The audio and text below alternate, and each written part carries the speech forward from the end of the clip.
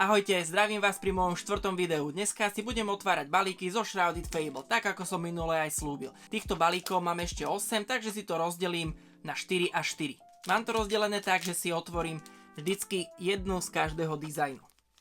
Toto je jedna, druhá, tretia, štvrtá grafika. Tieto vlastne 4 sú zase tie rovnaké. Aby aj každý balíček bol trošku iný. Takže pustíme sa do toho, začnem týmto balíčkom. Shrouded Fable. Momentálne na mňa vyskakujú na sociálnych sieťach aj rôzne zaujímavé informácie, takže dneska si určite niečo z toho spomenieme.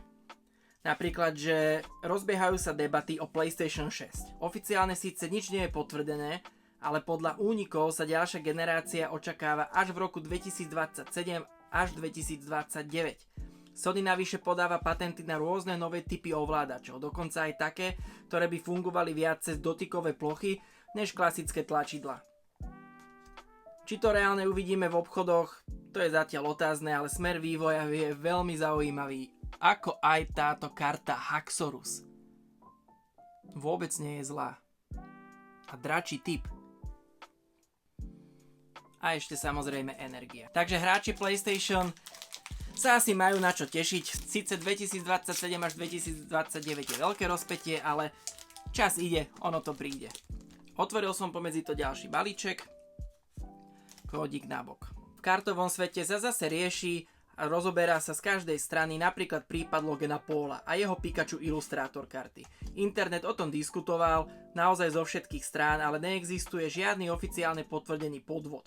Skôr fanúšikovské debaty a špekulácie okolo hodnoty a gradingu tak extrémne vzácnych kariet. Kto by nevedel, tak Logan Paul vlastní Pikachu ilustrátor. Pekne.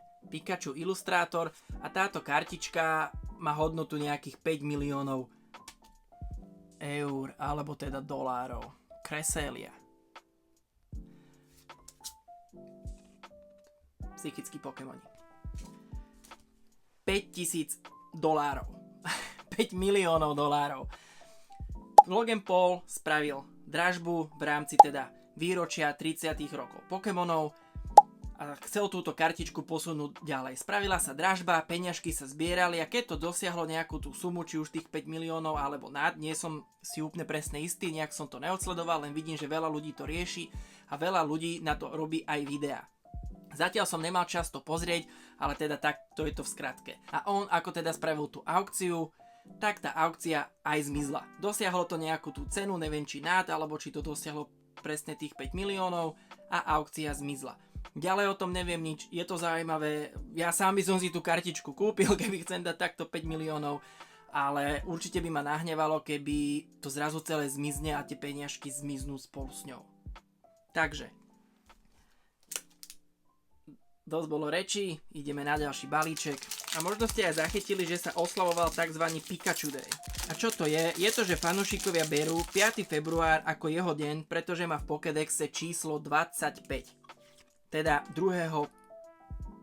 alebo teda v americkom formáte dátumu je to 5.2. len oni to píšu opačne, áno. Takže preto si to oni dali, že on je v Pokédexe 25, oni to píšu 2/5, u nich je to 25, u nás by to bolo 2.5, u nich je to 5.2. Áno, takže u nich to možno má trošku iný taký zmysel. Ale zároveň sa teraz spomína aj to, že Pikachu má 30 rokov ako popkultúrna ikona. Ide o to, že značka Pokémon vznikla v roku 1996 a Pikachu je od začiatku jej hlavným maskotom.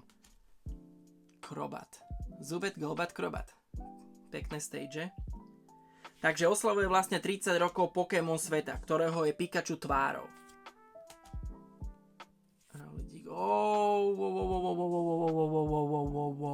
Pekne. Energia, ohnivá. Dobre. Mankindori X, ten bol aj na obale prvého, čo sme otvárali. Alebo teraz som to otváral. Že by on bol sám sebe, neviem. Rovno do slivu. A je tam. Krásny opičiak. No. 3 balíky sú fuč, zostáva nám ešte tento jeden. Inak je zaujímavé, že naozaj všetci otvárajú úplne teraz tie nové série. Ja otváram Shrouded Fable z roku 2024, ale nevadí, ja sa na to teším, lebo dlho mi to tu stálo a sú tam rôzne pekné takéto artové kartičky a zase rôzne pekné kartičky aj do mojich herných balíkov.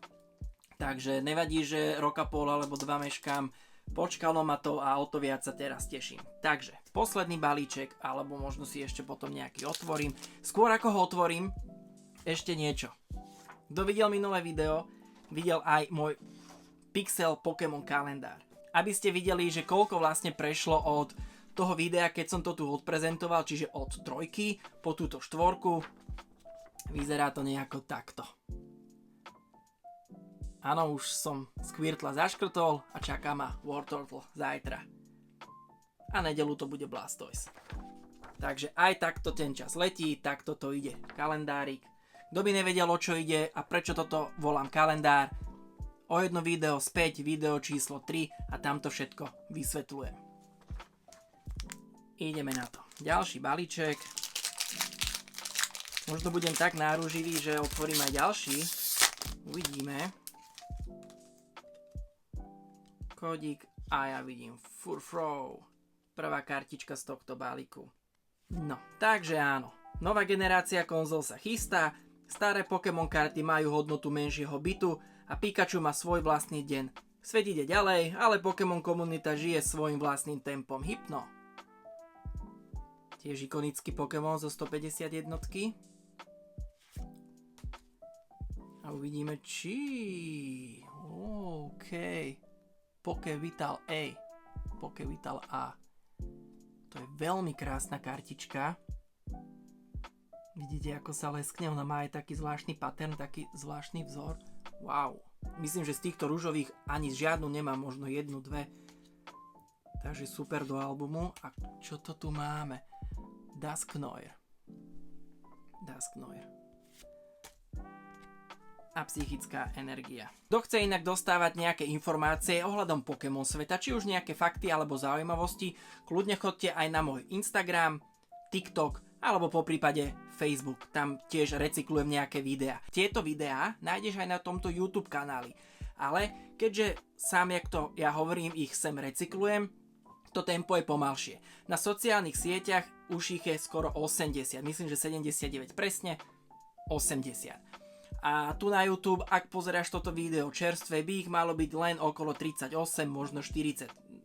Neviem presne, raz pridám 1, raz 2, raz 3 denne. Koncom februára by celý ten obsah mal už byť tu, ale každopádne na sociálnych sieťach ma tiež môžeš nejako podporiť alebo si pozerať tieto rôzne fakty o Pokémonoch. Tie videá tam sú naozaj také, že zaujímavosti zo sveta Pokémonov, čo sa udiali, alebo sa dejú, alebo sa ešte len udejú, takže určite to tam choď odsledovať. Jedno z najnovších videí, ktoré som tam pridával, je aj to, ako jeden zberateľ otvoril starší vintage balíček.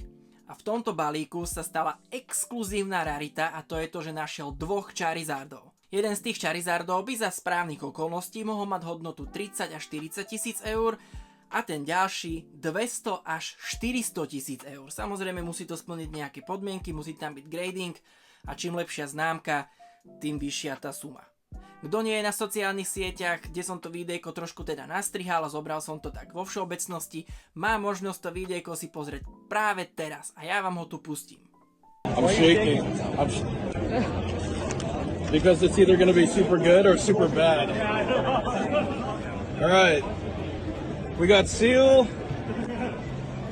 Dugong, Psyduck, Potion, Squirtle, Darkwood, hey, Boss's Way, Tentacool, Pikachu. It should be, alright. Here we go.